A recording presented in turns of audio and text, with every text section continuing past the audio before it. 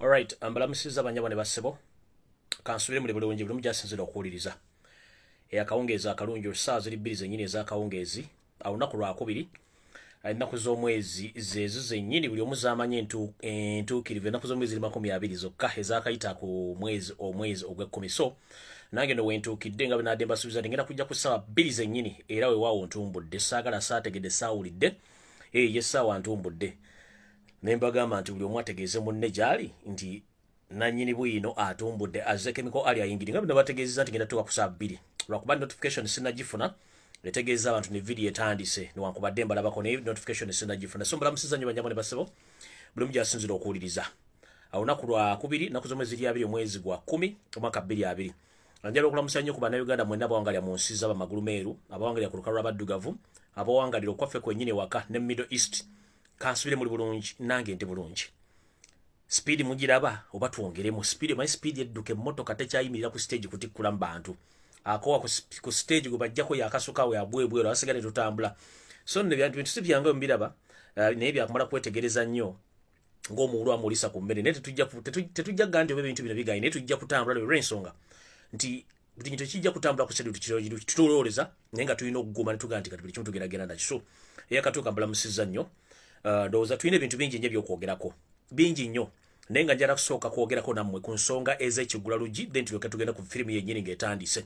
Nkyali ku kigulalugi sindapa nakyo sinnakitandika nkyababuuzaako naye nga mmanyi nti bwebeera enkola yange njagala buli muntu najja n'empandiiso najja n'ekkalaamu njagala musooke mujje n'ebiwandiiko mujje n'ekkalaamu olwali musooke mbiteeke ewantu muwandiike ensonga zino kubanga obudde tulina butono nnyo ate ng'ebyokukola tulina bingi. So njala buli muntu yenna abe ng'atudde ng'ateredde.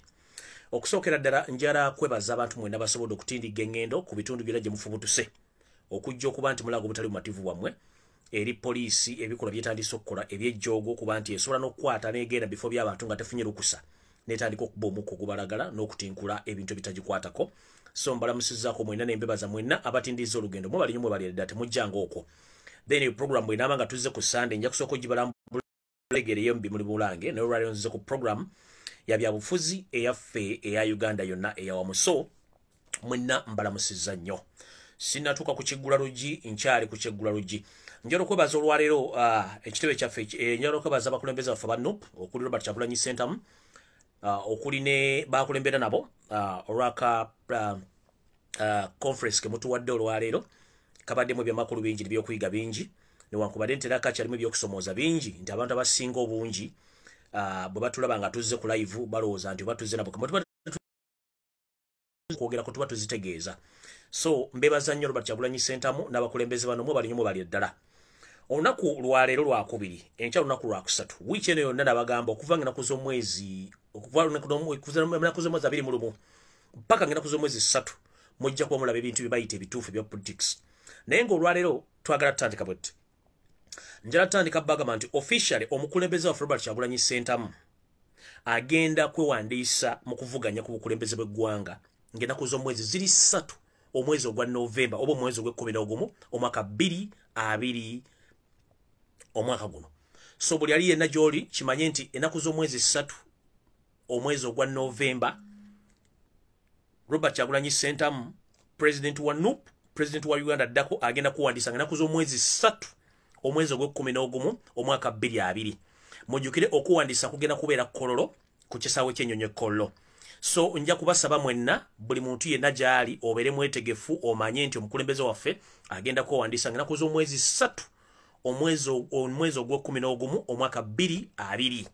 Okuwandiisa kugenda kubeera Kololo buli omu abeere bulerandaala kiki ekigenda okuva mu kuwandiisa kuba kasitaffe alinnya ku bawuti pepa ebisigadde byonna tugenda bimulekera ekyaffe ekyakuuma kalulu na bukimu ekinagenda mu maaso. So mbulamusiza nnyo mwenna kenjagadde okusooka okuyisa ennaku z'omwezi 3 omwaka 2020 Novemba Robert Kyagulanyi Ssentamu lwagenda okuwandiisa muwulidde. So nno awo nno sigenda kulwawo njagala kutandika bulungi n'ekigulalugi ekya video ey'olwaleero kuba ntandikire wa simanyi naye nga amawulire go nina mangi lwakuba nti simanyi wakutandikira amawulire nina mangi nnyo nina mangi no nga sinnagenda ku kigulalugi njasooka okutegeeza abantu mwena mu nsi yonna. Nzija lunye nembebaza buli ali ku social media kuno oba oli waka oba oli Bulaaya ng'owagira enkyukakyuka era ng'ossaamu akasente ko kebere ennusu emu mwebale nnyo mubalire ddala era njatola nti buli abadde akikola please keep on naye for God's sake oba ku lwa Katonda olwengera basaba n'obuwombeefu omukulembeze waffe agenda kuwandiisa ennaku z'omwezi 3 omwezi ogw'ekumi twetaaga ssente empya n'enkadde okuwandiisa ku bama ba parliament kwawedde ebintu byonna by'okuwandiisa byawedde tusigaze Robert Kyagulanyi Center yekka yagenda okuwandiisa ng'ennaku z'omwezi 3 omukulembeze waffe yavaawo n'atuwa avenues oba channel kwe tulina okusololeza ssente entuufu ez'ekibiina oba ez'okutambuza struggle nga avenues zino ziri bbiri emu ya website abatayagala kulaba amanya gammwe endala ya mobile money ennamba mugimanyi bulungi nnyo eri +256 703 63 63 63 eri manya ga Daniel Oriwot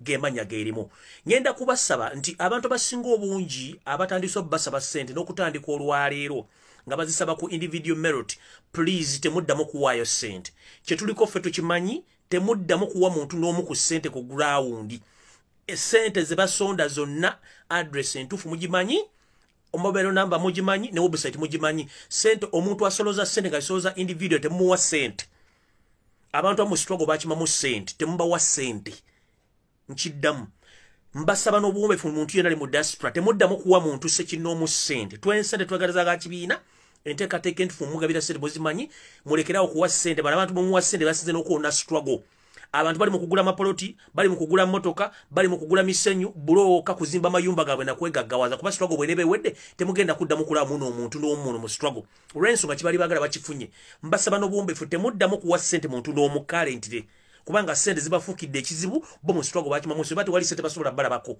nkiddamu emitendera emituufu egirina okusindikibwamu ssente ye namba ya mobile money eriko eri officially weapon website ko mulina okuyita naye bino ebintu mukukola live najja n'asaba ssente olaba asaba ssente please mubikomye struggle mujoonoona mulemaza abantu bakyagala kola nkiddamu temuddamu kuwa ssente bantu abo struggle mujoonoona abantu balemadde tebakyagala kola babeesinzewo ku ssente ate nga namu ssente bazifuna nga bazikozesa ebintu ebikyamu bitagenda mu struggle so mbadde mbasaba n'obuwombeefu temuddamu kuwa ssente mumpulidde bulungi okuwandiisa kwa nnaku z'omwezi meka ennaku z'omwezi 3 omwezi ogwa November 2020 awo nno kyenjagadde okusooka obategeeza ekyokubiri tukyali ku kiggula lugi njala kutegeeza poliisi ya Uganda n'amagye ga UPDF wepono SFC ebikolwa by'okutoobola eddembe ly'omuntu wa bulijjo ne bannayuganda mukimanyi bulungi nti kimenya mateeka ate mukimanyi bulungi nti poliisi tekyali poliisi yafuuka SFC ekyokugenda ne mumala okuba abantu ne batuusaako obulabe ne mwetonda tekijja kumala era emisango tegigenda kuvaawo sisitimu y'okutulugunya bannayuganda ne mubakuba ne mwagala obbatta ate ne mmala ne mujja ne beetonda tejja kukola poliisi ogenda nga mwetonda tekina kye kigenda kukola kubanga nabaga muli half baked bwe mba mukola emirimu gyammwe mwe mwasigala kutta banna batulugunya oluvannyuma ne mujja mwetonda ekyo ekikola tekigenda kukkiriza buli akikola kimanye nti okikola mu bukyamu era mumenya mateeka mukwata abaana baffe bali mubakomera abamu bavundiddeyo abalamu batta mubakuba obutwa kubanga temwagala kuva mu buyinza kino ekikolwa kimenya mateeka temuddamu okuddamu ogamba mugenda kwetonda kubanga n'omwogezi wa poliisi yennyini ebigambo byayogera tebikwatagana kitegeeza ki nti munyoomola eddembe ly'abantu n'okubamalamu ekitiibwa eyakatuuka sharinga vidiyo eno alright kati ndowooza njagala kutandika n'abantu bano babiri wammanga benjagala otandika nabo naye before nga sinatandika n'abantu bano ndowooza tutandikire no bwe tuti mubadde mukimanyi nti mu Uganda mulimu abantu babiri abakwasibwa judicial system mu Uganda nga bagimanaginga judicial bwe ngamba judicial system kye kitongole ekiramuzi oba lyessiga eddamuzi mu Uganda abantu abamanaginga essiga eddamuzi si Yoseru Tabayisirwa mutabani wa Karekyezi mutabani wa Kayibanda saani ekitongole kino Yoseru Tabayisirwa mutabani wa Karekyezi yakikwasa mukoddomi we n'akikwasa n'omutamanya ngambo mu gwengendo balaga essaawa zino kati omwami ono ye mukoddomi wa Yoseru Tabayisirwa mutabani wa Karekyezi bamuyita Edrin mumula bulungi omwami bamuyita Edrin Kalugire oyo y'omu ku batamanya ngamba baddukanya system ya judiciary mu Uganda n'omwami ono bamuyita Kiryowa Kiwanuka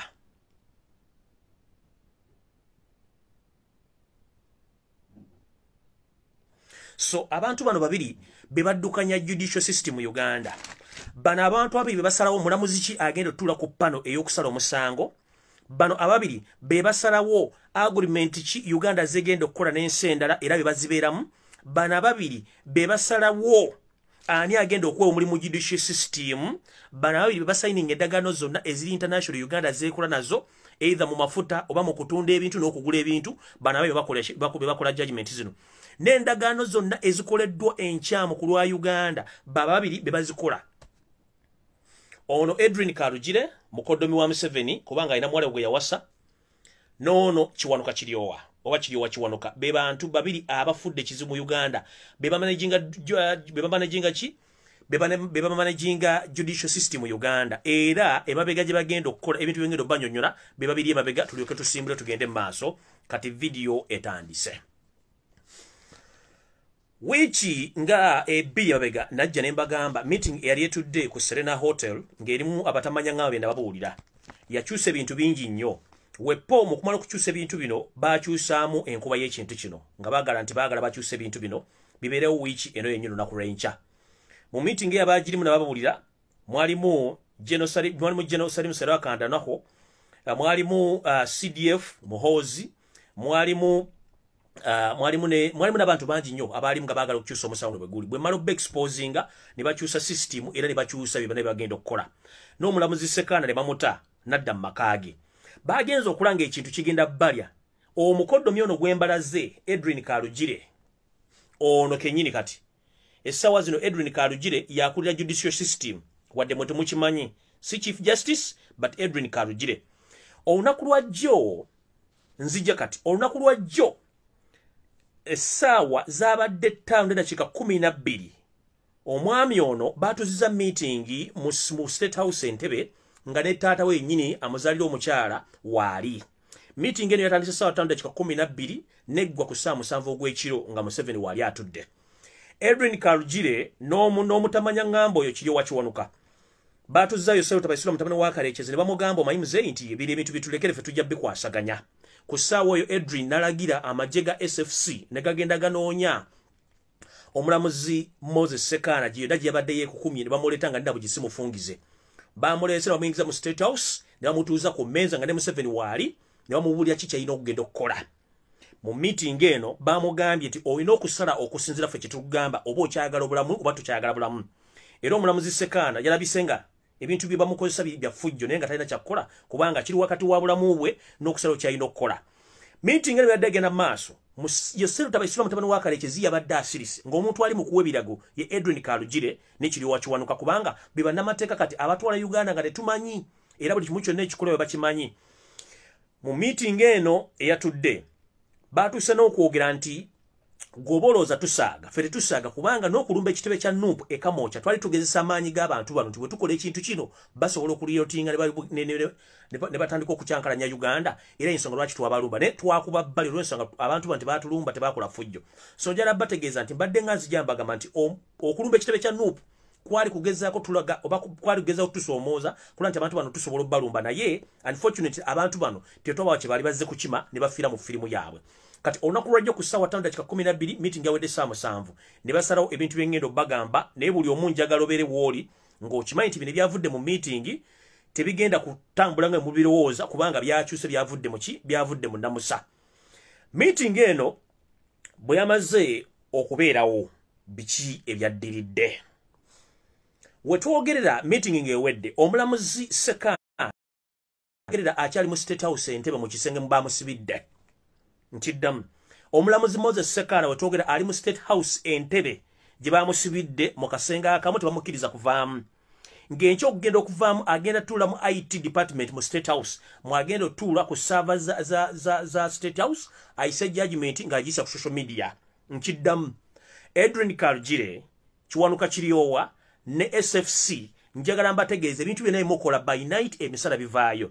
Mwakutte Moses Sekana ekino emuduleta nga nabagisimufungize ne muyingiza mu State House Entebbe gye mwamuwambidde ne kati gyali gyagenza okuyisa judgment enkya by saa 6 gw'emisana ono omulamuzi ajja kuba amaze okuyisa judgment gye bamuforsinze okukola era ne saa zino bamuwambye ali mu State House Entebbe mwakakalabiza emijirimu gye ku mulimu gw'emmundu era olunaku lw'enkya ssaawa zinaziweza mukaaga omulamuzi ono agenda kuyisa judgment gy'agenda okuyisa olw'ensonga nti eri forced yensonga lwaki bamutadde ku mudugumu gw'emmundu ali mu state house bamuwambidde judgment bagenda giyisa saa mukaaga ogw'emisana egenda kubeera via social media kubanga ndoza ne email eyinza okubeera mu part of communication eziri mu social media so by saa mukaaga omulamuzi ono Sekaana agenda kubayisa judgment ku mudugumu gw'emmundu nenga ali mu state house entebe gye bamuwambidde gy'alina okukolera emirimu gino ngenze mu maaso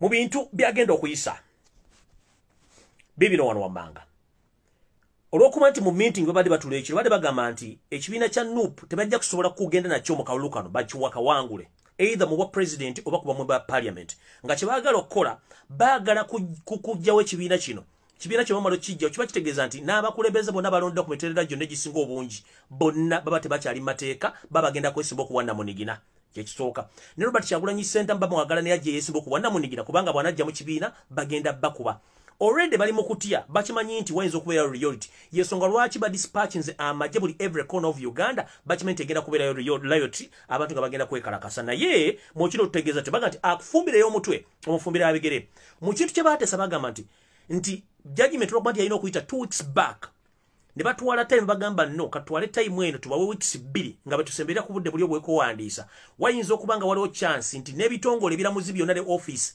olunaku lw'enkya bamala okusala judgment office ezisinga obungi bayinza oziggala ne bagamba nti tuli mu dilemma oba obudde tebujja tumala omuntu yenna okujja okwawa omusango mu kkooti oba okuteekayo appeal ey'ekintu kyonna ekiba kiganye ng'ajulidde mujjukire nti kkooti bw'ekola okusalawo omuntu gwe beesalidde omusango bakugamba nti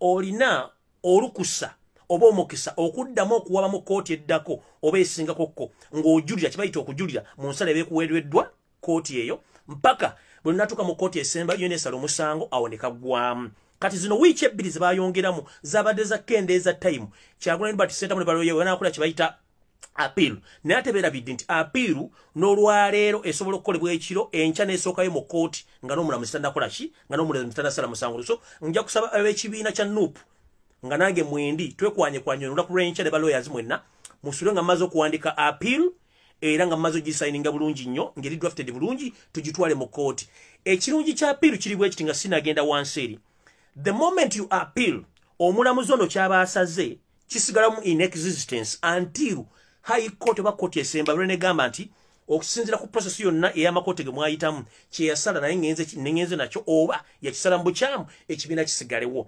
so saagala mutye ku biki ebigenda okuddirira enkya olw'ensonga tulina appeal bw'ogikola noga nti okivudde mu musango guno sikyekakasizza n'emulugunya oteekayo okusaba kuno ogamba nedda ensala y'omusango sigikakasizza then bw'oteekayo appeal nekiba kitegeeza nti omulamuzi yasaze omusango guno ne byakoze byonna kkooti eri ebaddako yeyina okuddamu okukola kyo bitunulamu ekibiina kisigala kigenda mu maaso nga ne services zikola ki zigenda mu maaso so nja kusaba baloye ba people power mwenna n'aba NUP please musule nga mu drafting appeal judgment yo negenda okupasingwa by George Nekana ebe nga tugitudde ku nfete kubanga tukimanyirunye bamemba parliament bangi nnyo bali mu parliament kulwa court appeal nga babasalya mu parliament ne bateekayo mu the following day ne bateekayo appeal ne basigala mu parliament up to now emisango mingi nnyo egigenze mu appeal nakati era gikyaliyo nga teginnaggwa naffe tujja kukozesa channel y'emu mu mateeka we can appeal against the judgment which is going to be passed by tomorrow at exactly 12 p.m. by the abducted judge Moses Sekaana so omja kubasaba ekyo musule nga mukikoze so kati awono nga nvudde ngenze mu kkowe ddala mu kkowe ddala bagambye nti omulamuzi ono by all means tomorrow aina okurinayifayinga ekibiina kino tekiriwo mu existence era n'obukulembeze ekibiina kino bakiddize kibalama nkiddamu omulamuzi bamugambye ayise ekiragiro mu kkooti ba mu judgment ye okugamba nti ekibiina kya Robert Kyagulanyi Ssentamu tekiriwo mu mateeka oba akirina mu bukyamu so si ye mukulembeze waakyo obuyinza bwonna budde mu mikono gya Robert Kibalama obuyinza budde mu mikono gya Robert Kibalama oba Moses Kibalama kiba kitegeeza nti Robert Kyagulanyi Ssentamu atakyali mukulembeze wa kibiina kino era buli kimu kyonna ekyakolebwa and Robert Kyagulanyi Ssentamu kiba kifu oba tekigendera mu mateeka naye mujjukire mu mateeka amatuufu n'empaba y'omusango gye yawaabibwamu byonna judgment eyasooka omulamuzi gye yali asaze eraga nti Kibalama si ye nannyini kibiina omutuufu kubanga naye bamukozesa bukozesa okukola ebintu bino. Tuli mu dictatorship etasalawo ekola ebintu ngebikosa ku muntu ku mugudumu gwa mundu nyaba ngasalawo amateeka gano. So judgment ya jeno nakulwencha si ya court. Judgment ya Edwin Kaluka Yosef Tabaisula mutabani wa Karekezi ne government ya Yosef mutabani wa Karekezi olwenso nga mujukire nti amateeka mu Uganda gayina kutambula nga tegaliko muntu agayingiddemu ne ka state kalibera mu influence kiba kitegeza liba teri kya document 8 onakulwencha ya Yosef Tabaisula mutabani wa Karekezi ya kiriyo wachiwanuka ne Edwin Karugire omukodomi w'embuga oba mukodomi wa State House Entebbe be bagenda okukola judgment eno. So si ya amateeka nkiddamu judgment yencha si ya government ya si ya abantu banna Uganda batte kitongole kiramuzi. Judgment ya Yosef Tabaisula mutabani wa Karekezi Edwin Karugire ne kiriyo wachiwanuka nga ba forces omusajja no kumudumu gwe mundu go balokingide mu State House okuwapa okupasinga judgment onakulwencha. So saga ne kyamugembu simanyi koti yaisiza eche kiragiro si kya court. Judgment si ya court ya Yosef Tabaisula mutabani wa Karekezi kiriyo wachiwanuka ne Edwin Karugire be bagenda okuisa judgment eno. Kino kitutwala anti Yosef Tabaisula mutabani wa Karekezi nga bajjanga bafere okuyingira Uganda bwe bagala okuleka Uganda nga bagivunise ensobi ntono nnyo ne wankubadde mulina amagye musobola okuleeta kyetuyita chaos mu Uganda namwe kennyini abasaze omusango baba kutali ku pisto ne mutasobola kuyimiriza kintu kino mwekimuloza nti mutadde amagye buli wamu n'ebintu mugenda okukola bitegeeza nti mulina amaanyi ako obuzibu mutajja kusobola. Kino ntegeeza ki? Ntegeeza bwenti judgment yencha gye bagenda okukola oba eyise oba teyise mukimanye nti ebyokukolebwa bibimanyi bingi nnyo tubimanyi. Museveni oba Yosef mutabani wa Karekezi wagenda mu nsiko ng'ogenda kulwanira amateeka na biragiro n'otuuka ogenda mu nsiko mu 1980 okulwanira akalwa akataali kako nga bakabyese mwogerere n'okwate mu n'ogenda mu nsiko njala kwebuuza gw'osuubira kikola kye wakola bannayuganda tebasobola kikola gw'ogamba nti walina abantu 27 bano bannayuganda tuli millions kyekisooka. Ekyokubiri bw'ogamba nti wajja kulwanira amateeka na biragiro okuva lwe wajja mu buyinza tolondangu kalulu ka buvunaanyizibwa ozobba bubbi nakati akalulu kano tugenza okagenda mu wakabadde emyaka 2 babega nakati okyabba bino nno bigenda kuleetera obuzibu otajja kusobola kumalako nabwo. Fencha tulinze bulinzi kubulodde judgment tusuze tugitegedde kyemwasazewo okukola naye mu kino ntegeeza ki? Ntegeeza nti olunaku lw'enkya buli muntu yenna wooli sula wooli oba osuze ku muti oba osuze katandalo sula nga amatu gakuli waggulu kubanga enkya oba bano baagala oba tebaagala fe tulina okukola apiiru egende mu kooti ate amateeka galina otulamula nga bwe galamula abantu abalala. Ekyo nkimaze. Ku nsonga endala mukitegedde nti olwaleero ebikoleddwa byonna ne bigenda okukolebwa Yosef Tabaisula mutabani wa Karekezi tagenda tuwa fairgrounds okukubirako campaign kyekisooka. Ekyokubiri okunoonyezaako obululu. Ekyokusatu n'okulaba tutwala obuyinza mu Uganda tagenda bituwa kubanga yakugamba yajja na nnyondo alina kuvaamu na nnyondo. Ekino ekigambo okiwulira ekigambo kino bw'okiwulira kisoomooza kati gwe gwe bakigambye bolowooza ennyo ku kigambo kyayogedde kikulowooza okuba nti gw'ogenda kukwata ebyokulwanyisa ogenda olwala ne President Museveni bwe kityo bwe kiyinza okukulowooza naye avenue entuufu eziyinza okuyitibwamu togenda kugenda mu mazina ga Museveni ye nga bw'agaagala osooka n'omulinda kubaga totta kibe nga tonakikenenya ndusu. Bana bamye essaawa zino kibapulaninga baagala tugende mu muzannyo gabwe nga bwe bagwagala naye guno omuzannyo tugukoledde rehearsal all along tumanyi ki ekyokukola nakyo ekigenda okubeerawo. Ebintu bimwagala tutikamu tubimanyi bulungi nnyo ate tubitegeera mwe muyinza okulooza nti mwe mutegeera rehearsal twazikola dda tuzimanyi ne bwe muzikola nabo tubamanyi nammwe kennyini temwemanyi baani abali mu rehearsal zino. Njala babbirako ekyama kimu bano ba RDC bemukozesa okutandika okuziba amakubo ag'emirembe abantu okwogereramu kubanga recent nabagamba nti Uganda bagitemyetemyemu buli muntu ayitibwa nti wa parliament oba RDC oba DPC baba obiragiro ebyenkanankana n'ebyomukulembeze nti omuntu yena ajja mu kitundu nga tebamwagala baddembo mu okuba masasi ne bamutta oba musiba oba omuntu wanga nabigisi mufungize. Tukirabye lunye ba RDC zabasinga obungi mu mambuka ne maserengeta ga Uganda n'ebitundu byesudde mu kyalo baba wadde biragiro obutakkiriza mukulembeze yenna wa NUP obutakkiriza muntu yenna wa NUP kugenda ku radio yonna kwogerako kigambo kyonna kya byabufuzi wadde okufuna access ku radio station. Bino mwabirabye ne mu press conference babyogedde nenga Museveni yawadde ebiragiro bino. Kati mukulu Yosef Tabaisula mutabani wa Karekezi boba avenues onozigadde what is next? Boba avenues onozigadde what is next? One, Robert Kyagulanyi Ssentamu bwe yalaga nti agenda kwesimbawo wamuganda ogenda okukola kye tuyita consultation mu consultation muno mwafuna ebirowoozo okuva mu bantu okukola manifesto nga gwe bw'okikola wamugaana tu. Olwaleero ekitebe kye wakirumbye n'otwala buli kimu. N'otwala buli kimu ekyabaddemu era sitirwe tusirika. Judgment eyenkya gy'ogenda okukola nga mutabani we yagenda ogiteeka ku mundu n'omulooyo omuyaaye. Mugenda gikola okulumya abantu. Nekamba bulire abantu bamuli Bannayuganda babadde ebintu bino ebisinga obungi. Babiwulira mu regimu ziri ezayita nga nti Museveni asobola obbikola. Nkiddamu Museveni kino ekintu ky'ogenda okukola olunaku lw'enkya kigenda kulaga ekibiina kyo nti kinafu nnyo. Abantu abasinga obungi bakivuddemu. Indirect ne bwe tugenda mu kalulu kano nga Robert Kyagulanyi Ssentamu as independent tosobola kawona kubanga nakugambye Museveni ennyongedde okukola kati ebitundu 35 ku buli 100 aba NRM mu ground mu byalo n'embibuga wallahi bakuvuddemu gwe tokimanyi kubanga ekisooka beewaze nnyo okuba nti bagenda kubalibwa mu bitabo ebyayita nti Museveni yakozesa Bannayuganda okubafuula kye batali abasiru.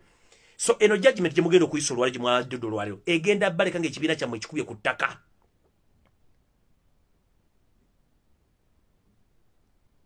Judgment gye mugenda okuyisa olunaku lw'enkya egenda baleka nga bakubye ekibiina kyammwe ku ttaka. Olw'ensonga abantu mbamye avenues z'okwogera campaign ziganye nemwe aba NRM bagenda nga bakuba campaign buli kiseera teri abakwatako de police ebintu mbikola mbitegera bulungi nnyo.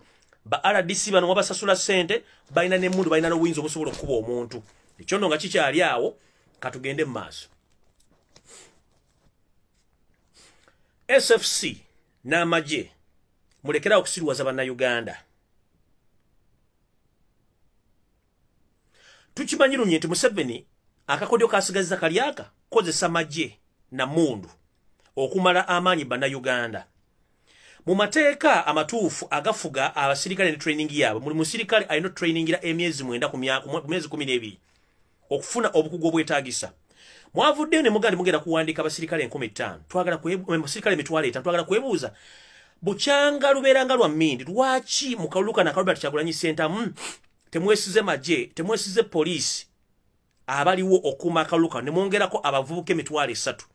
Kino mwakikoze with the intention kubanga mwatudde meeting ne mukalulating ati mind mwayavuwaza abaana mu Bannayuganda mu bitundu byonna bya Uganda tebalina mirimu. Mwasaze omuyise ekyokuba ne mugenda kulikulutinga abaana emitwalo 5 mukendeze ku namba y'abantu abadde bagenda okwegatta mu struggle eno okulozesa nti bali jobless mwe mbafunira emirimu nenga mba training emyezi 3 ekitekirizwa mateeka teri musirikala trainingira myezi 3 okumukwase mundu okujjonga mu planninga genocide oba masaka mu Uganda. Tosobola kuddira omusirikale go training de myezi 3 omukwa mbwagenda kuuma kalulu mu myezi gino 3 egisigaddeyo kimanya mateeka.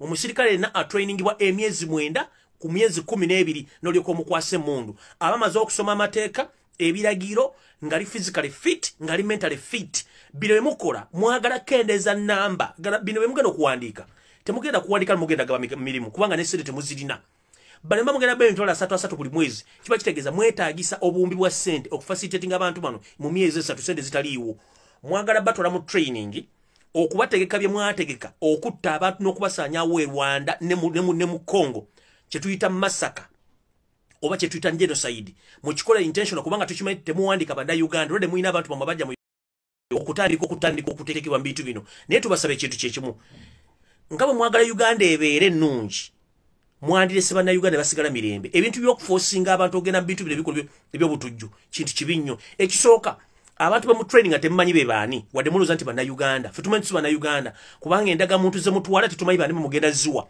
So kino ekikolwa ky'okutraininga abavubuka emitwalo 5 mwagala kendeeza namba y'abavubuka abali idle and disorderly balowooza nti bagenda bame teri mirimu ngenze maaso.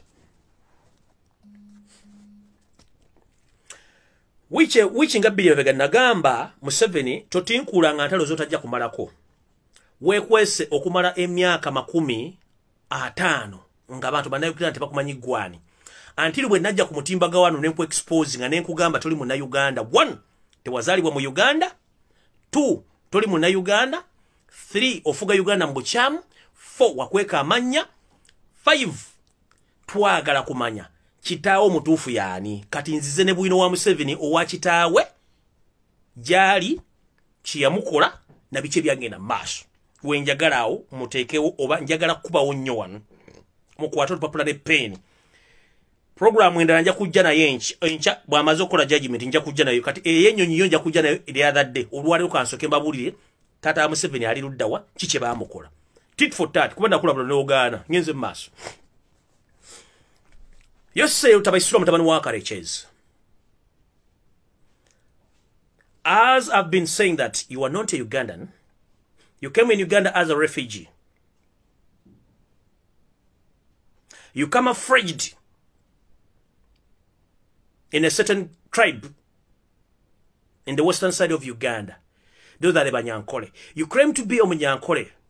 Those people, unfortunately, they didn't investigate you properly to know that you were not among them.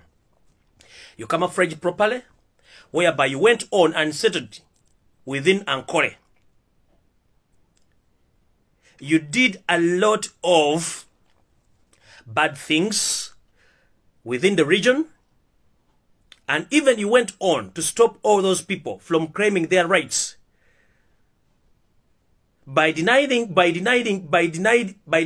them their rights of having their king to be inherited on his throne.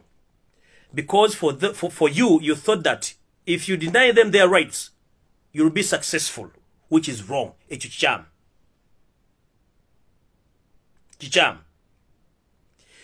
Bwomala okuwamba mu mwaka gwa 1986 n'otuuka mu State House. Bwomala otuuka mu State House. Bw'omutuuka mu State House kumwe ku family zammwe mwombi kabeere mukyalawo tekuli family member yajja kabeere gwe kennyini wali family member wo yajja. Mwayingira mu State House lumu nga yambadde ennyambala gye yali ayambadde nga teri ajja bategeera kubanga n'amanya mwagira manya malala. Nyenze maaso. Mu mwaka gwa 1988 bw'omala otuuka mu State House kitaawo mutuufu ayitibwa Karechez Kayibanda yafuutuka Tanzania najja mu Uganda.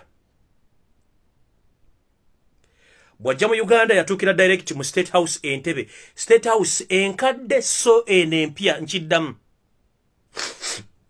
Yatuukira mu State House enkadde se nempya.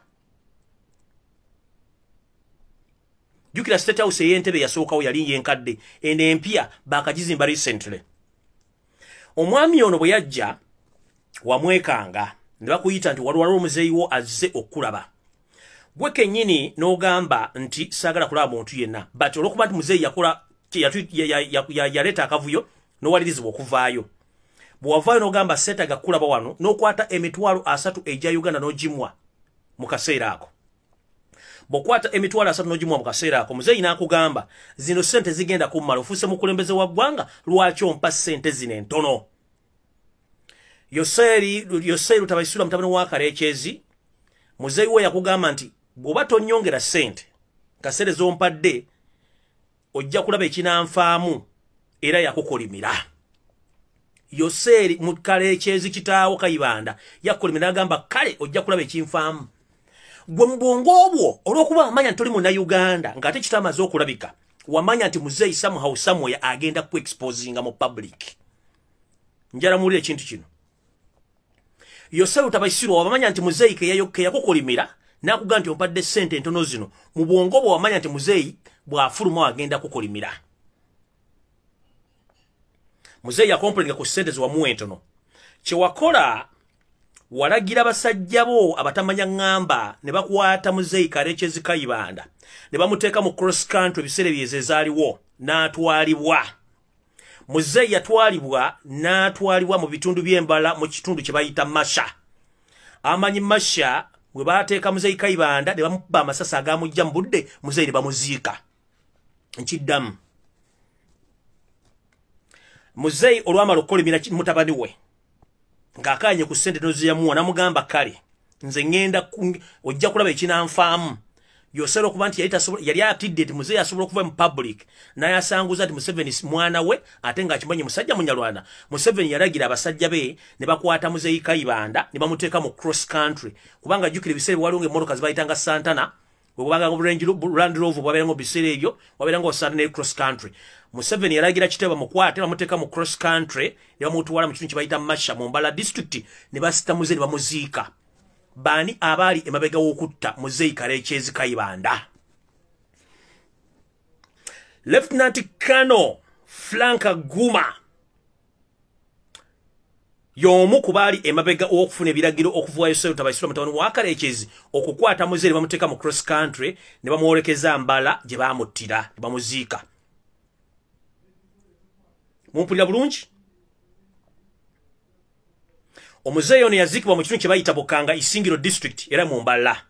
Mu maka era g'oyo musajja Lieutenant Colonel Frank Guma ayinza okuba kati yafa ndowooza oba akyaliyo simanyi. So bwe mba munoonya mwenna bananoonya omulambo ne DNA y'ono musajja atusibyeko akanyaga mugunoonya nga mwenna bamanyi emasha mu Isingiro district oba Mbukanga mu maka g'omwami ono Lieutenant Colonel Frank Guma. Ono nno eyali chief controller wa finance mu NRA mu magye g'abayeekera ye wali omulambo gwa Kalekyezi Tabaisirwa mulambo gwa kitawa Kalekyezi wa Yoseri Tabaisirwa mutabani wa Kalekyezi Kayibanda we yagamba kitane bamutta bamuteeka waawo. Ngenze maaso n'omwami eyali avuga omwami ono akyali mulamu eyavuga Muzeeyi ono ku biragiro bya Museveni kubanga oli Guma yali ni command kubawo biragiro. Then a driver eyavuga cross country no weewunye wagwanga ki weewunye akola ky'essaawa zino. Ngenze maaso Museveni yaragira omu ku basajja be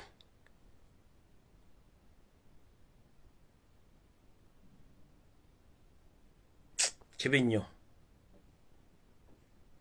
ebiseera bye yali ku RTD WO 1 RTD Kayuwa n'akwata emmotoka n'agivuga n'ateeka Muzeeyi ne bamuvuga ne bamutwala. Omusajja ono ebiseera bye era studio yali avuga muto wa Museveni gwe bayita Jerusalem akanda naho. So kiryowa essaawa zino waali y'omu ku baali mu kikolwa eky'okutta Muzeeyi Yoseri ekyakutta Muzeeyi Kayibanda Kalekyezi be baamutta. So o drive ono yali avuga Jerusalem Sale. Mumpulira bulungi yali avuga Jerusalem Sale. Era drive ono essaawa zino akyaliwo waali asula mu bitundu by'eggaluga. Naye essaawa zino omwami ono bambi Mukama naye yamukuba ekibonderezo ekibi nti yafuna akawuka kana akaleeta mukenenya era kamubala embiriizi essaawa n'ayinza okufa. Yawummula amagye naye wawummulira amagye teyafuna wadde n'ekikumi era gyali y'omu ku baavuga omugenzi mutwala Isingiro Bukanga Masha okutta Muzeeyi Kalekyezi ku order za Yoseri Tabaisirwa mutabani wa Kalekyezi. Era ono oli ono Kayuwa amanyi ekifo oba amanyi entaana gituyita location of the graveyard ewali Muzeeyi Kalekyezi baamuteeka ne bamuziika. Naye nga kiryowo n'essaawa zino Bakayuwa essaawa zino sorry to mention Kayuwa essaawa zino musajja mulwadde wa siriimu awangalira eggaluga yawummula amagye naye nga talina kyalina era nga naye yeebuuza ebikolwa byonna Museveni byazaakola yabikola ku ddiru ki. Ono nno yakawummula amagye emyaka 5 era yabadde ng'avuga Salim Sale emyaka 5 egiwedde nga tebannamuwummuza ne kati gyali eggaluga essaawa zino gyali atudde naye nga mulwadde nnyo akawuka ka siriimu kamuluma. Nenge ekikolwa kino we yabaziika Muzeeyi Kalekyezi kimanyikiddwa olw'okuba nti ono yatya okuba nti kitabu yayagendagenda mu public ayogere nti ono mwana wange era si Munnayuganda. Kati if I may ask, if Yoseri Tibahaburwa Lutabaisirwa the son of late Kayibanda Kalekyezi can order the elimination of his only biological father, what about we Ugandans? Museveni ordered the elimination of his father because he knew that his father, time will come, he will expose him. Remember, I've told you that 1988, after 1 year in power, his father came from Tanzania. He came direct to the State House in Entebbe. He found there Museveni.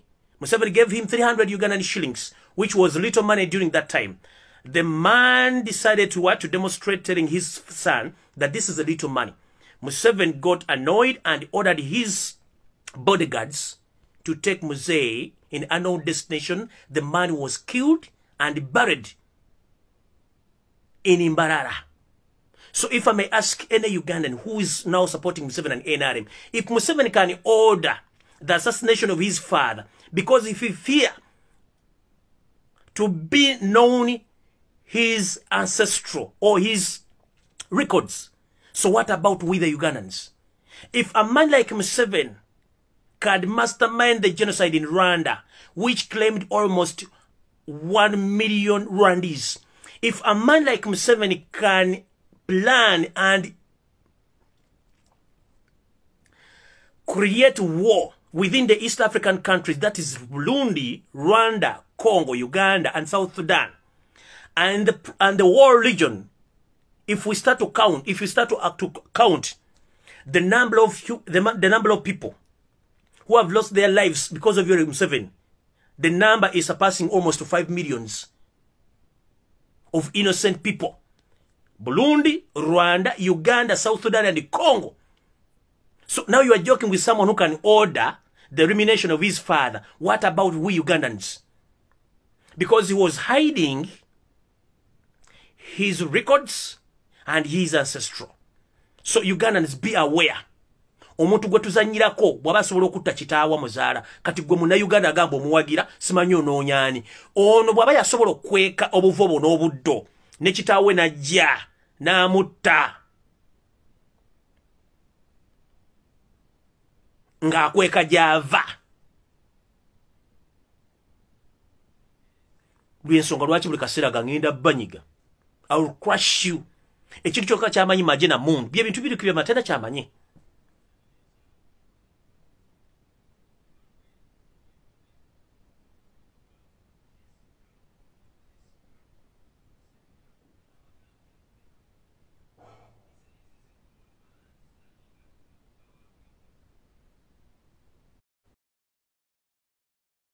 Gwali eyo alowooza nti gwe Uganda ojagala Museveni yafuga nga yasobola okugenda atta kitaawe n'amugjawo kubanga ayagala kweka buvobwe na buddo n'atuuka okumufosingisa ajjeyo ku mannya genda ajjayo limu kati gwani.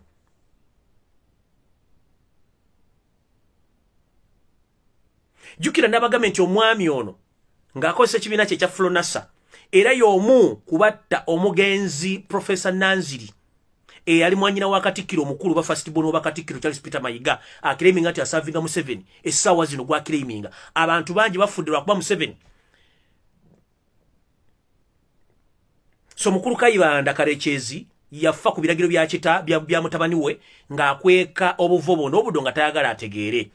Sebo nategedde bulungi nnyo Wansindikidde abatamanya ngamba abamu batuuse naye njala bategeeza oba njala kutegeeza nkimanyi kwoli okufa kwawula budde na lunaku kyekisooka. Ekyokubiri nze sityanko okufa kuba nafiirwa dda abantu bange bonna simanyi nti oba ne ku nsi kwendi kwe kuli emirembe oba abantu bafa bagenda bafuna emirembe gye bali wano woozannyira nti ogenda kuleeta bambega bo wano kasita bakwata mbega nti oli mbega oba owedde obulamu bwo bwonna oba owedde ne bwe nkusonga mu busonzi nti oyo mbega oba owedde.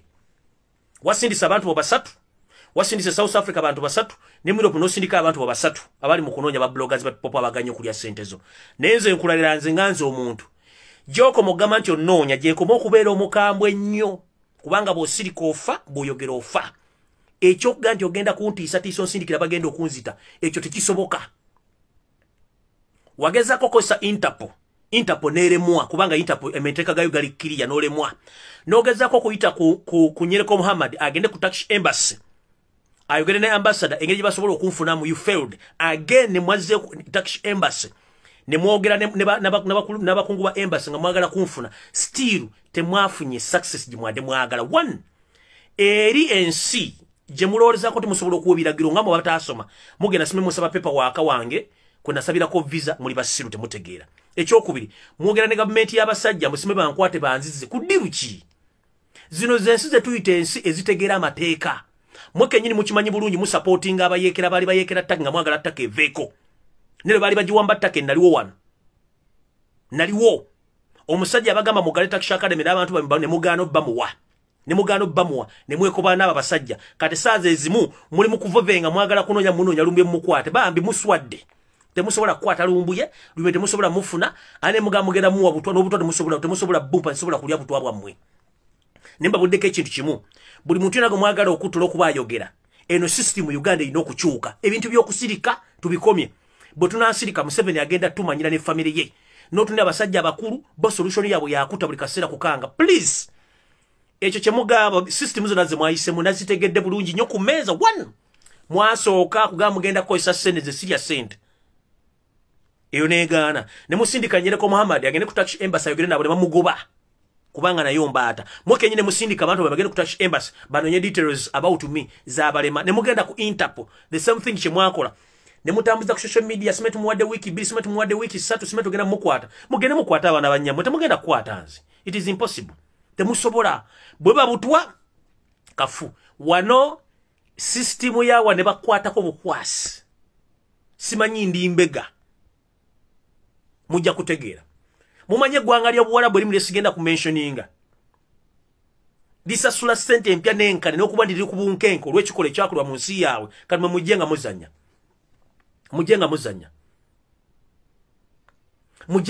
ebyo gambo simetu genda kukwata simetu genda kutanya kyati okufa tetukyatya kufa kulwa Uganda city akufa kubanga bagenda kunzika mu Uganda kyekisooka ekyokubiri nafiirwa dda olya bulungi sirina bazadde baafa sirina family nja kulwanira eggwanga lyange mpaka nga liri n'ddwa ebyo kuntiisatiisa sijja bikkiriza ebyo mugende mutiisetiise bannammwe ebyo mutiisatiisa guntu genda kukutta mugenda sebo ebyo byonna mumala biseera nze mbabuule temwenaga mugenda kutiisatiisa one mwasooka ne muteeka bannayuganda mu ntiisa tembakkiriza kwogera ne muddira media ya Uganda temugikkiriza kwogera mawulire matuufu mugiwa mawulire mafu ekyokusatu ne mukozesa eryanyi ly'emmuntu temukkiriza bannayuganda kwogera ekyokuna ne musala mukozesa ensibi buli ayogera njala babuuza ekibuuzo kimu bwe mba muga munoonya lumbuye munoonya waaki nga mukola birungi singa mbadde mukola birungi lwaki tubyogera ne mukimanyi nti mussa abantu eggwanga muli mufugira mu mbeera nkyamu temwagala muntu yena exercising rights ze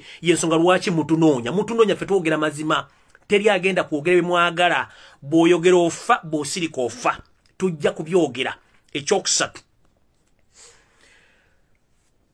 sente zonna ze mubba nga muzitwala mu mawanga ga Bulaaya batandise zimonitalinga ekyo nkibabuulira movement z'abaana bammwe mwonna batandise zimonitalinga ekyo nkibabuulira ekyokuna kankibabuulire kino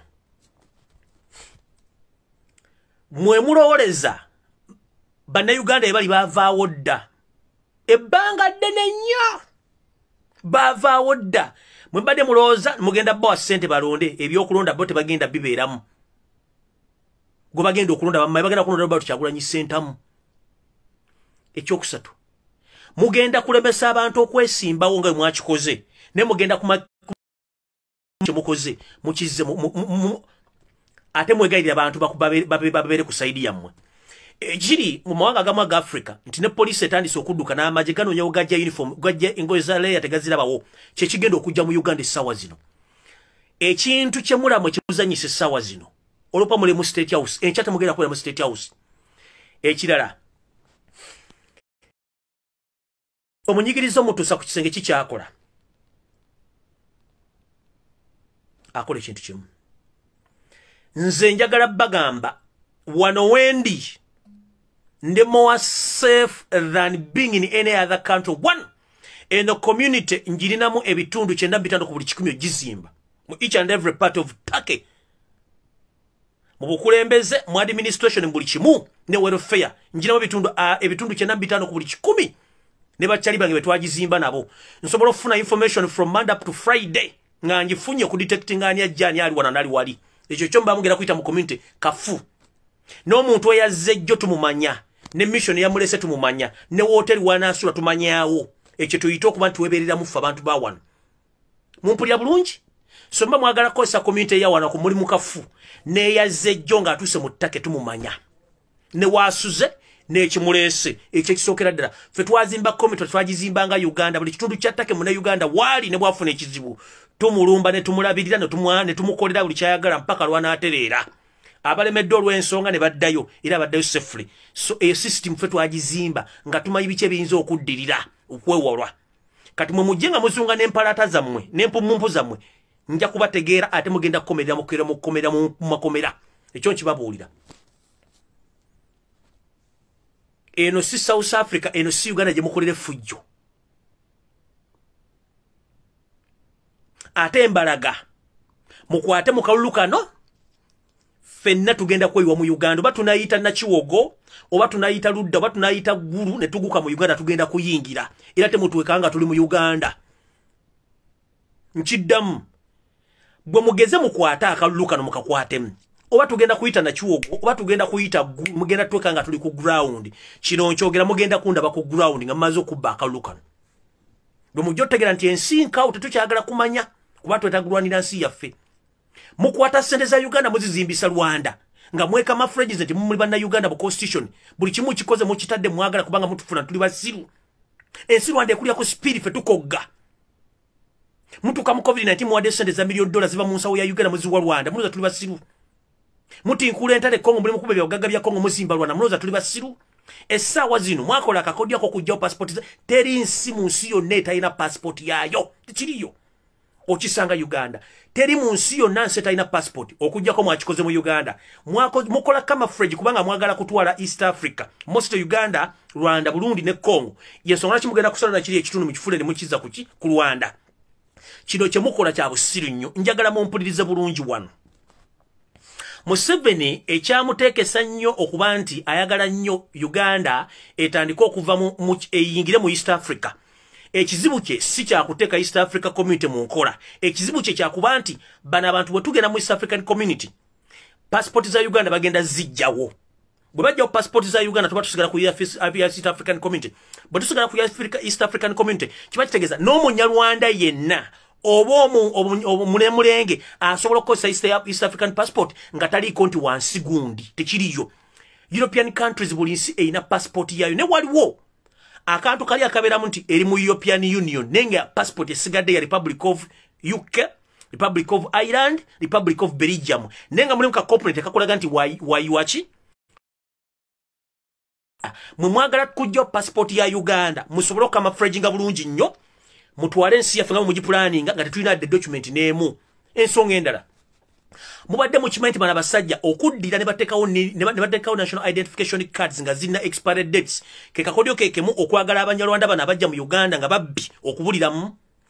Genda mu nsi yonna kebere Kenya buli muntu alina ekitambulisho kye tekye expiringa kibeerawo mpaka okujjako mu Uganda national IDs was expiring. Akakodyo kali kamu nti buli muna Uganda essaawa zino oli muna Uganda after 10 years bwe ziggwako oba toli muna Uganda. Nkiddamu buli muna Uganda emyaka 10 giggwako oba tokyali muna Uganda. Kino kiza nti buli bole baagalidde emyaka 10 bayingiza abantu abapya mu Uganda ne bafuna ennanga muntu.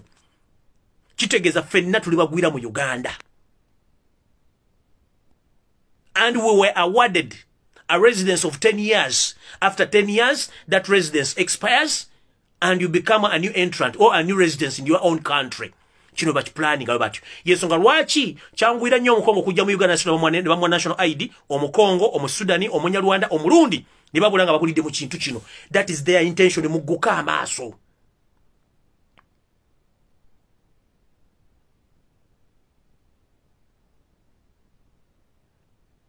Mugguka amaaso. Rwanda tetukyadiringa kati nabatinga tetujiringa bano siba na Uganda Banyarwanda bonna. Mugisha muntu twagala otubulye birth certificate ye luddawa na academic papers zozo lina ziri luddawa. Birth certificate ya Mugisha muntu nawe nyina oli mugura mu kimanyi. Kuune da twagala birth certificate yo twagala paper twagala academic papers zo nawe temuzirina mwenna muli bagwira. Yensonga lwaki mutule ekiro ne mu discussing how to lulu Uganda. Kubanga mukimanyi temuli banna Uganda. Kati buli muna Uganda joli ng'oyina endagamuntu kimanyi endagamuntu joli ne obutuuze bwa myaka 10 buggwako oba tokyali mu nyago ogenda noddamu n'olinyuwinga. Kino kiwa ebbeetu buli muntu yenna avudde gyavudde nayingira mu Uganda n'afuna endagamuntu. Ekyokulabirako kiruwa ennamba esinga ey'Abanyarwanda bayingidde mu Uganda bayina endagamuntu n'abaagoba Tanzania nga balunzi bante bayina endagamuntu. Abakongo abayingira mu Uganda ku machanolo bayina ennangamuntu. Barefugee bonna abave Sudan bava Ludda bonna bayina ennangamuntu nga za Uganda origino. Abasomali abajja mu Uganda bonna bayina ennangamuntu za Uganda.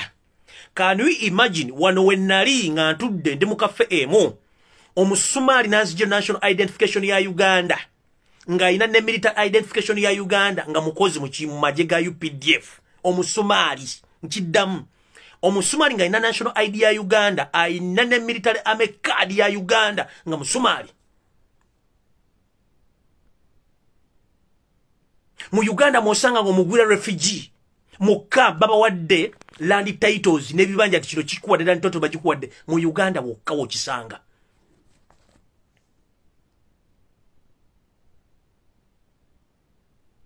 mu Uganda wokawo kisanga ati refugee afune ekyapa ky'ettaka mu Uganda refugee nga ne munna Uganda tayina wadde ekyapa ky'ettaka mu Uganda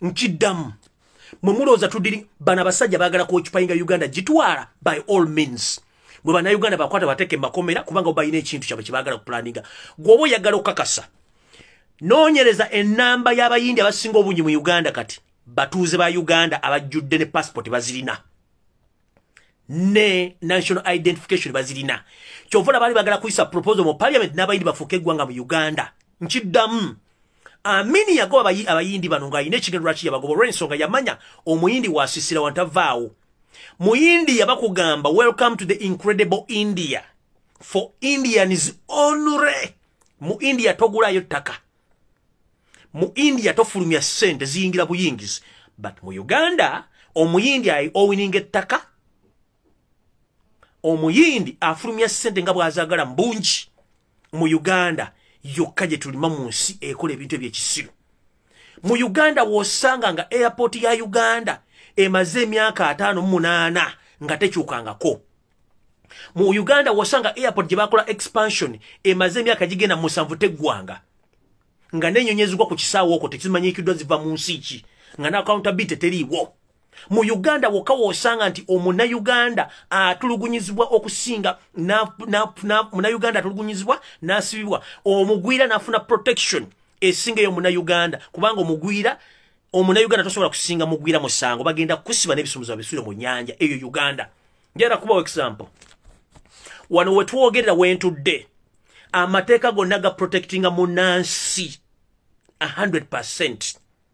Mu India tosobola kuwabira muyindi musango ku police ne bwaba kukoze ekibi ekyenkana kitya nowhere kubanga bagamba Indians first nano baga citizen first ne bogena mu nsi zonna abanansi baze basooka mu Uganda foreigners first then locals last ekitegeeza ki nti mu Uganda abagwira bakumibwa nnyo okusinga Bannayuganda basembayo okufuna service yensonga lwaki mulaba nti n'amasomero bagaawulamu kati okubalaga bana abantu nti bana abasajja basiru tebategeera tosobola kuddira mawanga g'abantu noga nti omuntu ogenda mufula mu Uganda kasobola kwasoshetinga na mu Uganda omuyindi tasobola kwasoshetinga na mu Uganda dokuwasa omuwala omuyindi oba omuyindi okuwasa mu Uganda bawasa ekyo mu nsi ezikulaakulanye bw'obanga oyagala okufula omuntu nti atwala empisa zo ayina okkiriza obulombolombo nene n'obwensiyo omuyindi bw'aba yagala citizenship y'ensi endala kizibu nnyo gifuna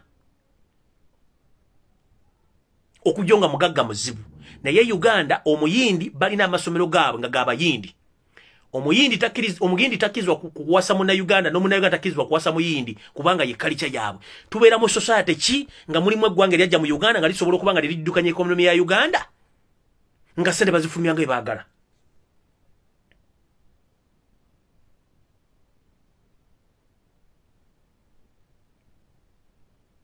tambula mu hoteli za Uganda zonna ezisinga obungi zimanagingibwa banna Kenya banna Uganda basinga ba cleaners ba waitress mu administration mulimu banna Kenya genda mu government offices ezisinga obungi ba specialist abasinga obungi bona ba foreigners genda mu maje ga Uganda mu department ezisinga mu obungi ba specialist osinga bona ba foreigners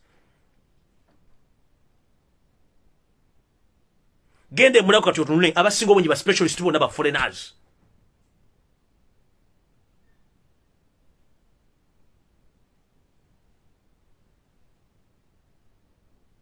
genda mu electoral commission kati sawa zino bino ifana byola basimai bisamoni babaka bonna baliwo kifananyi ba specialist balese bonna ba foreigners bagenda okubba obuno okuvuluga obululu ije tuita Uganda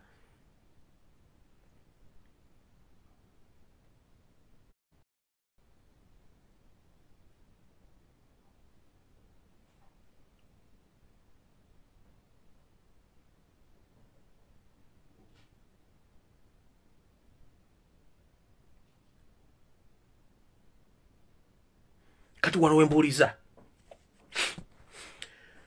gwe Munnayuganda ali eyo nsi ki gy'oyagala ebintu byenjogera bino mmanyi nti SFC eso mu recordinga video zino era muzirina ku butambi bwammwe.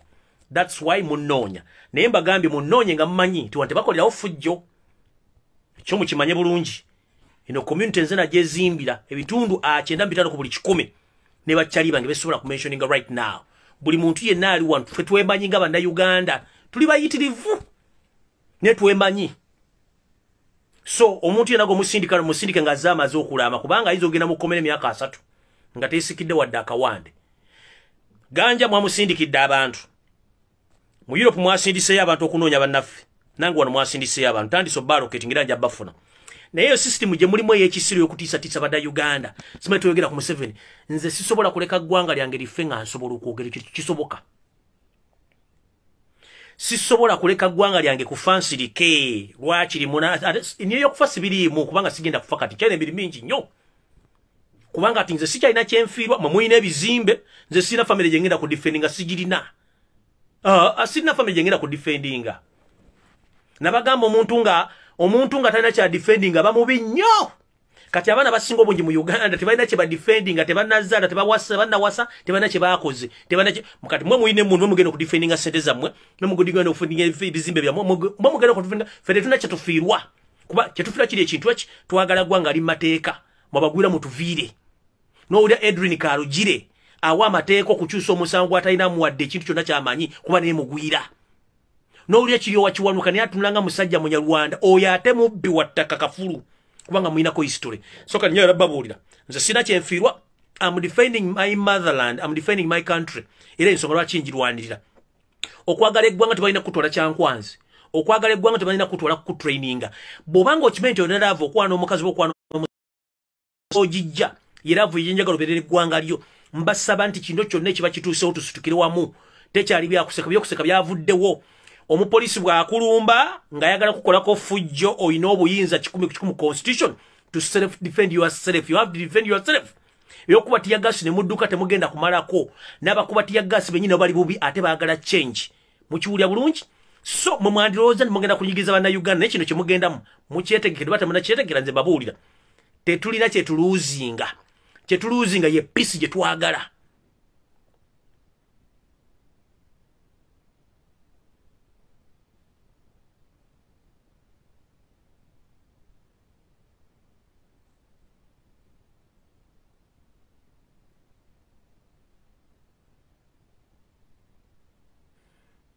Fetulwanira peace kubanga munoonyereza lumbuye yaani abeera luddane batukana baga simanyi nsula ku street. Yes, nsula ku street atakati asula ku street mwagazaaki natunda ebijjajjaje nga njaye sina bitunda kati munjagazaaki sina de 10 nimponga byo ate munjagazaaki ate nasende mwagazaaki. Teri muntu obanga ayogera bikyamu ne munoonya kujonga muri kaka tuli kubutu teri muntu nga ayogera kikyamu ne munoonya. That means wenkuba nkubwewo nnyo ate byenjogera bituufu yensonga lwaki munoonya from Monday up to Friday.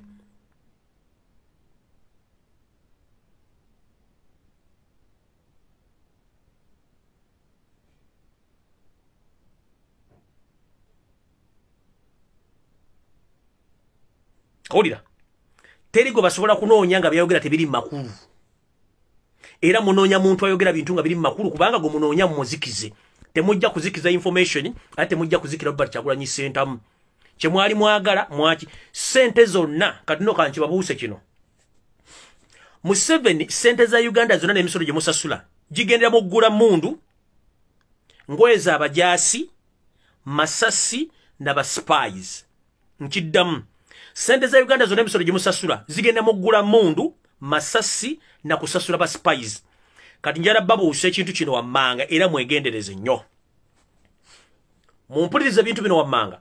Abasiramu ababeera ku street nga bali mbukanzu abambadde entalabuusi abo nga ye everyday abeera mu kakanzu abeera mu ntalabuusi mu Kampala oba mu kitundu kyonna please tomwesembereza tomulaba nti alina mulimu gwakola abeerawo ng'anyirira akuba engatta eddagala naye ng'abeera mu kakanzu oyo mbega.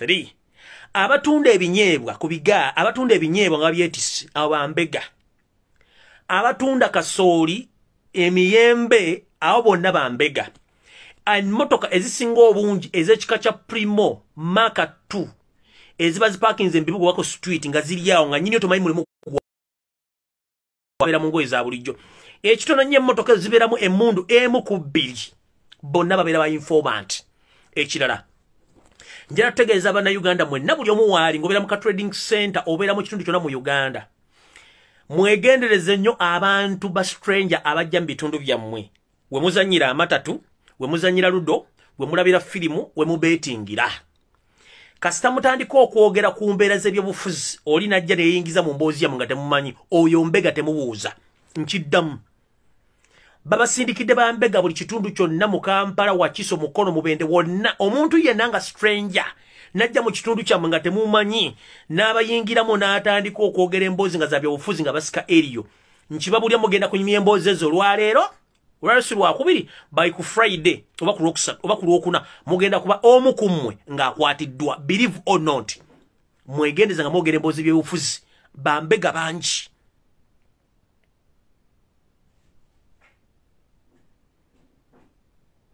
nkiddamu ebifo byonna bye muzannyira ludo omweso mu business ze mukola we muyina nga byogera ebyobufuzi omuntu yenna gwe mutamanyi najje neyingiza mu byobufuzi natandika obyogera oyo mbega nkuwadde gaabuwa bwe mumala okwogera ebigambo ebyo for 1 week nga waali ne wayitawo ennaku edda nga tebabakutte nze mujje mutwale omutwe gwange nkiddamu any stranger who associates with you in any political matters within the following circles zembabulidde be aware that after 3 days you are going to be arrested kubanga bano bonna baba banonya ideas zammwe nangeri gye mwogera ku government bonna bababulidde emmotoka bavuga zipulimo Maka 2X zonna babeera muleeya babeera n'emmundu esukka mu ku bbiri babeera simate baba na mirimu kati bana abasiramu be babudde abeera mu bukanzu from Monday up to Monday bambala obutalabuusi nga tubazikuba eddagala talina mulimu gwakola abo ba informant abasinga obungi mizikiti ne mu Kampala mumpulidde bulungi bonna ba informant omusajja gwebuuze lwaki obinyeebwa ajja nnyo bazannyira betting webinyeebwa lwaki abeera nnyo bakuba omweso lwaki bayingira mu maduuka lwaki babeera mu bifo ebeeramu abantu abangi kubanga banoonya information mumpulidde bulungi in fact kati waliwo ne system yazze basindika n'abaana abato bali myaka wakati wa 8 ku 13 abaana bano babasindika okubatuulamu bwe muwoza akaana kato katuddemu akakoze ekikumba akaana kwa informant bakasindika kola kubabulira mawuli Museveni akozeseza buli kimu ekyetaagisa nkiddamu abaana abato bwe mulowooza nti batabalira mu mbozi emyeso luddo mikiku betting manya sports abasinga obungi no ba informant era Bannayuganda basinga obungi bali mu makomera because tebamanya ekibali bali batudde olw'ensonga tebamanya mwenna ba mu garage either the pichi mukanika motoka oba bugaali mbegayiridde abantu be mudiringa n'abasinga obungi bonna bambega so mbabuuliridde ng'obudde bukyali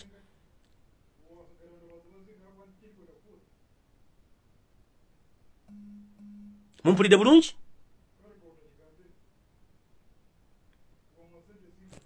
ndoza muwulidde bulungi so nno njagadde bategeeza ebintu bino naye ng'ekisemba lunaku lw'enkya ensala musuze mugitegedde baani abali mabega w'ensala eno Edwin Kalugire Kiyowa Kiwanuka Yosefu Tabayisirwa mutabani wa Karekezi yennyini gwettira ne bamuzika gye mbabuulidde be bali musango guno so sigwa kooti mbabuulidde n'omulamuzi Moses Sekaana ali mu kasenga kamu bamuggalidde mu State House enkya saa 6 oba saa 5 waliridde okuwa judgment ng'agisa ku social media kubanga ali ku pisto naye nenjagala baloya ba NUP enkya mukole kye tuyita appeal bwe mukola appeal babudde advantage ya appeal kuba mugimanyize siri lawyer ne mukimanyi bulungi tupotekayo kwemulugunyako ebintu byonna tusigala ekibiina kyaffe kisigala kiri active nga tugenda maaso nga bwe tulinde ensala paka tunagenda mu kooti esembayo nga nebigenda maaso bikola ki bwe bigenda maaso so ekintu kino kitegedde bulungi nnyo saagala balwisa kubanga obudde buno bugenze next video ngenda gikola anytime mbabuulire ennyonyi ya Uganda ewa president eri luddawa mutegeere abasajja betuli nabo kiki bakola mu Uganda na kibaagala ennyonyi ya president ngenda babulira weri na kiki yakimu okukola ki okukima ekyakaleekyezi nkibabuulidde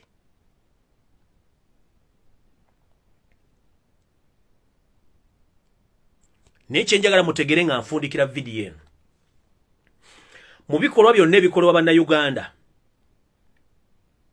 njala mube beegendereza nnyo 1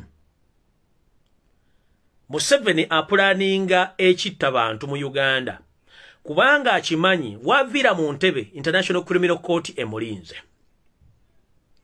2 Museveni ensi zayinza okuddukiramu kati ndowooza South Sudan ne Rwanda ne Muganda wesali musale 3 Museveni akimanyi nti ebyobugagga bya byonna bisinga obungi biri mu Uganda binza okuwambibwa ekyakimanyi ekyokusatu nga nfundikira nabage buli muntu akozese ssimu ye okulaba nti afuna amawulire kuba tugeetaaga mu International Criminal Court bageetaaga video ne bifaananyi bitambula ng'abantu bano bakulakalana emmundu ekyokubi ekiseera kisembayo kiri bwe kiti fe singa twali tutya ng'abantu amalebe mutya singa information tefuluma njagala basaba ekintu ky'okutya musooke mukyejjemu ekiri Nigeria mu Uganda kisoboka ekyali Sudan kisoboka ekyali mu Katumu kisoboka ekyali mu nsi zonna eza Africa kisoboka bonooti okufa ojja kufiira mu accident ojja kufiira mu loogi ojja kufiira mu makaago ojja kufiira bali kubuuza wafaaki bwe mbamaliriza bajja kubuuza wafaaki wafiira mu bwenzi wafiira mu kunywa mwenge wafiira mu kwana wafiira mu ludo wafiira mu piira bw'oba ofiirira nsi yo kyanjawulo Robert Kyagulanyi Ssentamu yayina buli kimu naye n'ayagala ajja afiirira ensi ye ngala abasajja bagifuga basajja bakyamu gw'ogenda fiirira kyo muvubuka ali eyo jjajjaffe abadde mu Uganda nga bakutulugunya emyaka 8 ogenda fiirira ki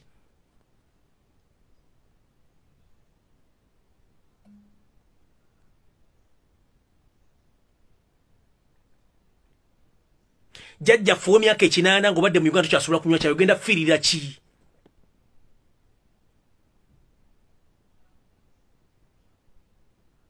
Yesawa tusike tulwanire eggwanga lyaffe Museveni kyasinga okutya mu bulamu bwe kye tuyita revolution ky'ovola nti batadde amagye buli wamu naye ate amagye gaataddewo tagamanyi yalowooza alina amagye agage. Let me tell you one thing before I conclude this video. Museveni tafunangako official reply bullet from the opposition kubanga yabadde opposition ate yabadde opponent kubanga yabadde yeeterawo abayeekera yeeterawo opposition yeeterawo buli kimu. Koni Museveni Alisera kwena Museveni, ADF Museveni, Chibwetere Museveni, Chichwamba Museveni, Bonna ye muntu yomu yetera winu. Tafunangako official reply sasi kuva mu opposition. If you want to prove this, njala mbadire ku Kayunga riot, yali yo mu myaka gigise kati gigenda mu 10+. Museveni yali nyenyenye agenda era nga akimanya abantu bakoyi. Just a mere Buganda nga abantu b'echance ku Lwakabaka. Singa munasituka ne mugande kimala Museveni tasobola kubeera ku kyo kibabuulira zino zonne muna amagye gagenda okuwandika kuba n'amagye gennyini makoowu fiirira ensi yo than okufiira mbwenzi fiirira ensi yo than okufiira muwalagi fiirira ensi yo than okuba nti bakuteekaawo bakubuuze wakola ki mu nsi muno. The reason as to why Museveni yateekawo kyankwanzi abantu bangi bateekangawo kyankwanzi nga temumanyi lwaki kyankwanzi bagiteekawo. This is the real answer. Museveni yasaka nateka muchaka nayigiriza bannayuganda abatontone emmundu nakitweka mu bwongo ti bwenjigiriza abantu bane emmundu basobola okunkyusa after ne banzijjako nayimiriza emmundu nayimiriza muchaka mu Uganda yonna kubanga bali nkiddamu mumpuliza bulungi. Museveni at first basooka ne bayigiriza muchaka nga baagala kuyigiriza bannayuganda mundu okwerwanako. Ize mundu one time somewhere bajja kutwekyusiriza ng'amanye mundu batujjeko ne bayimiriza muchaka kubanga kyali mandatory ku university mu primary mu secondary ne mu community nga musome mundu n'akijjawo bw'akijjawo n'aleeta patriotic training ekyankwanzi ne batwala ba officers ne batwala ba administrators ne batwala abantu ba sekinoomu. Kati kankubuulire kino mugenda kutya abantu bonna abagenda ekyankwanzi okusoma okuwagala eggwanga lyabwe ebitundu 35 ku buli 100 abasinga obungi nga bali ba administrators bali ba politicians, bali ba business personnels, abasinga obungi bafadda. Why? Abasinga obungi baba poisoning eyo mu kulya emmere mu training. Nkiddamu. Kyankwanzi kifo kya buttiro kya kattiro. Nkiddamu. Okuva Kyankwanzi bamuggulawo ba administrators, ba politicians, ba business personnels, bonna bagende Kyankwanzi mu training abasinga obungi ebitundu 3 ku buli 100 bafa. Bafa ki? Bafa butwa.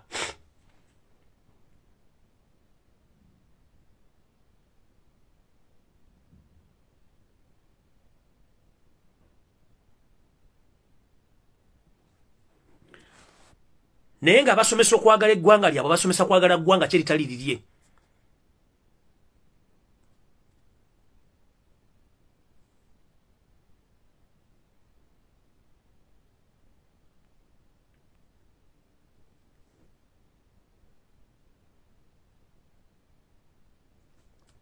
So mwegendereze.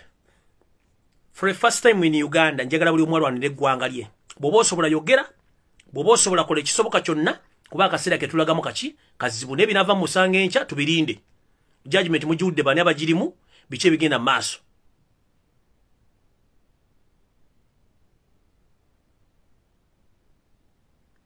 Omuntu bw'aba asobola okutta kitaawe kati ate ggwe.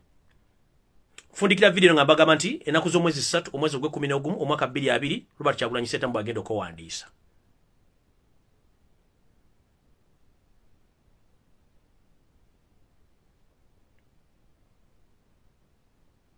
Mukaba 13 mpeera musigale nga muli bulungi mweraba.